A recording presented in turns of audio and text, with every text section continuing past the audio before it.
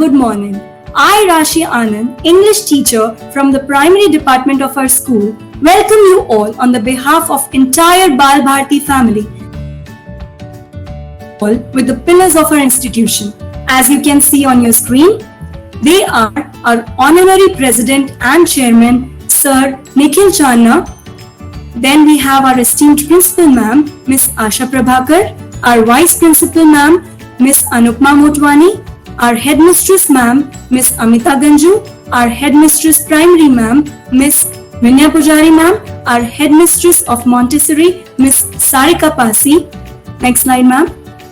And the team for today's event is Miss Rashi Anand, myself, and Miss Sona Rawat, English teacher, as you can see her on the screen, Miss Yasha Sharma, PRT Science teacher. That will be better now. How are you guys? Nice to see you again. Thank you. The settlement was big enough for their people. They left their settlement to find the bigger one. Our settlement isn't big enough. We need to find the bigger one. The journey. A British officer from fulfilling his desire, the Maharaja stood in danger of losing his kingdom itself. So he thought of an idea and sent a telegram requesting jewels from a famous British company of jewelers in Calcutta. Some astrologer and I predict that the Tiger King would die.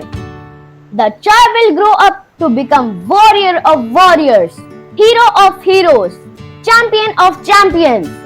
But the child born under this star will one day have to meet its death. The prince was born in the hour of the bull.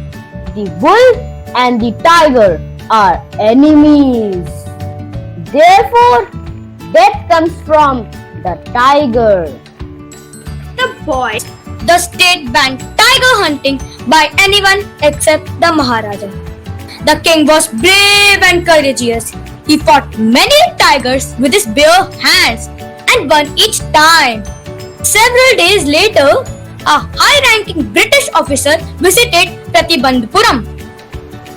I am a British officer and I am fond of hunting tigers and I wish to hunt in this kingdom. I can organize any other hunt. You may go on a boar hunt. You may conduct a mouse hunt. We are ready for a mosquito hunt. But tiger hunt? That's impossible. Because he prevented a British officer from fulfilling his desire, the Maharaja stood in danger of losing his kingdom itself. So he thought of an idea and sent a telegram requesting jewels from a famous British company of jewelers in Calcutta. Some 50 rings arrived. The Maharaja sent the whole lot to the British officer's good lady. The king and the minister expected the wife of British official to choose one or two rings and send the rest back. Thank you very much for your beautiful gifts. Send the reply to the Tiger King. I am happy, though I had lost 3 lakhs of rupees, but I had managed to retain my kingdom. Are you aware of the fact that 30 tigers still remain to be shot down by this gun of mine? Your Majesty, Tiger Sir, I am not a gun and I am not a tiger. You are neither gun nor tiger, Dewan Sahib. I summoned you here for a different purpose. I have decided to get married. You may investigate if there is a girl I can marry in a royal family of a state with a large tiger population. The Diwan followed his orders. He found the right girl from a state which possessed a large number of tigers. He killed 5 or 6 tigers each time he visited his father-in-law. In this manner, 99 tigers were killed. Just one tiger to achieve the tally of 100. I am anxious. By this time, the tiger farms had run dry. Even in his father-in-law's kingdom, it became impossible to locate tigers anywhere. Yet only extremely careful with that last tiger. What had the late chief astronaut said? Even after killing 99 tigers, the Maharaja should beware of the 100th. True enough, and one day a farmer came. I am the farmer. Sir, our sheep began to disappearing from a hillside village.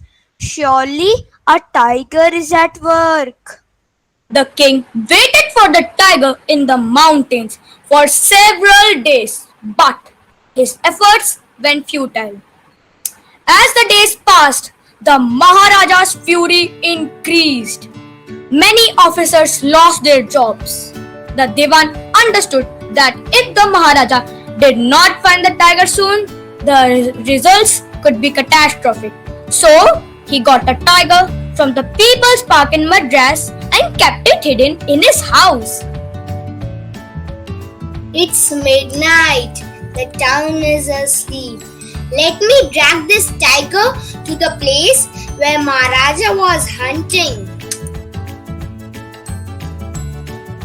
On the following day, the same old tiger wandered into the Maharaja's presence. Maharaja aimed and killed the 100th tiger, or so he had thought. I have killed the 100th tiger. My vow has been fulfilled. Bring this tiger to the capital in grand procession. After the Maharaja left, the hunters went to take a closer look at the tiger. The tiger looked back at them, rolling its eyes in bafflement. No! The tiger's not dead! The bullet had missed! Tiny slivers of the wood stood up like quills all over it. One of those slivers pierced into Maharaja's right hand. He pulled it out with his left hand and continued to play with the prince. The next day, infection flared in Maharaja's right hand. In 4 days, it developed into a sore which spread all over the arm. The 3 famous surgeons were brought in from Madras. After holding a consultation, they decided to operate. The operation took place. One of the 3 surgeons who performed the operation came out of the theatre and announced, The operation is not successful. The Maharaja is dead. In this manner, the 100th tiger took his final revenge upon the Tiger King.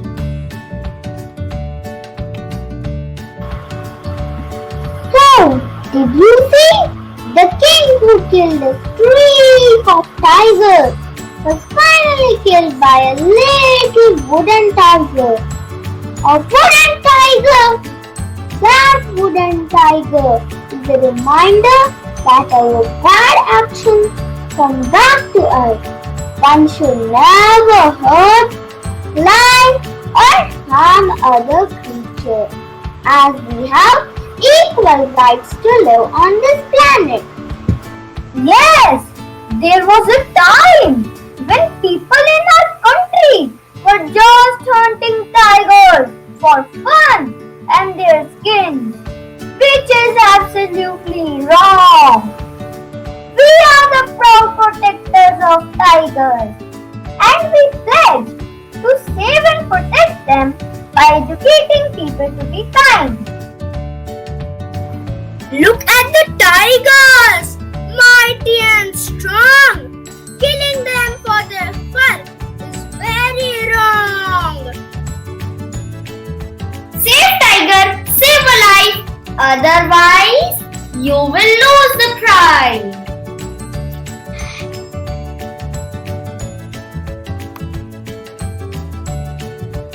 Tigers are one of a kind, so please keep them in mind. Guns, save tigers! Save us, tried friends. Save tigers. Killing tigers is the greed. It is not the need. Save tigers. As the poet William Blake said, Tiger, tiger, burning bright In the forest of the night, tiger, tiger, burning bright. In the forest of the night, tiger, tiger, burning bright. Tiger, tiger, burning bright. Let us fight for the rights of tigers. Save our national animal. Save tigers. Lovely. So, my dear students, I hope you enjoyed the story. Let this be our takeaway that all the creatures of the world have equal rights to live on our planet. In our country, many tigers were killed by many kings and hunters just for their selfish means. So, we have vowed to protect them, and we will be sending one tiger to your country. I hope you will keep it safe. So now we have a question answers round that will be taken by Yasha ma'am. So get ready, all our students from Poland, to answer in the chat box. We are waiting for your responses. Over to you, Yasha ma'am. You can just type in A, B, C or D. That will be enough. You don't have to type the whole name. That will be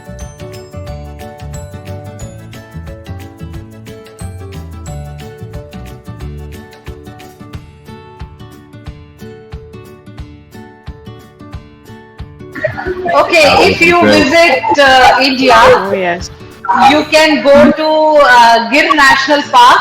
There you can find lots of lion and tiger also. And Jim Corbett National Park is very famous for tiger. And it was Mr. Corbett, in his memory, this park was developed. So most welcome to India. Thank you so much. Thank you. Good morning, good morning. Hello, and how are you? Hey, good morning. I say good morning.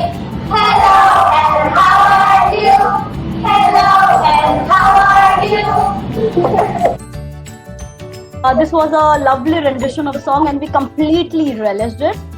This collaboration has been an amazing experience, and I hope we bridge the gap not through the distance but through hearts. I would like to take this opportunity to thank our esteemed guests for sparing their valuable time for us. I would also like to thank our mentors for their constant support and guidance. A big thank you to all the students, our young trailblazers, for joining us today. So we're gonna have a look again and again, and we can learn a lot from it.